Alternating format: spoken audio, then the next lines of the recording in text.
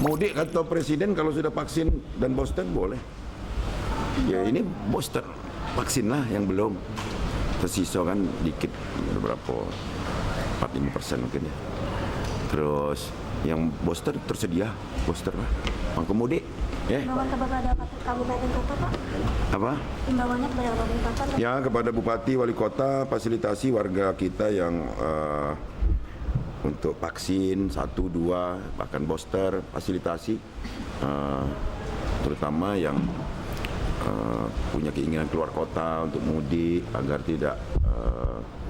agar tidak ada rasa kekhawatiran, jadi ibadahnya bisa husuk, puasanya husuk, lebarannya juga silaturahmi semakin baik. Pak, di biasa kita ada terawih, petang terawih juga.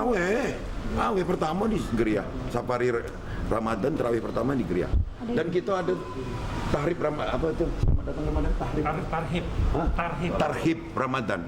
Nanti kita sama-sama kita anukan di Geria nyambut Ramadan. Coba tanya sama Ustadz Solina Sibuan. Dia yang aku bisa.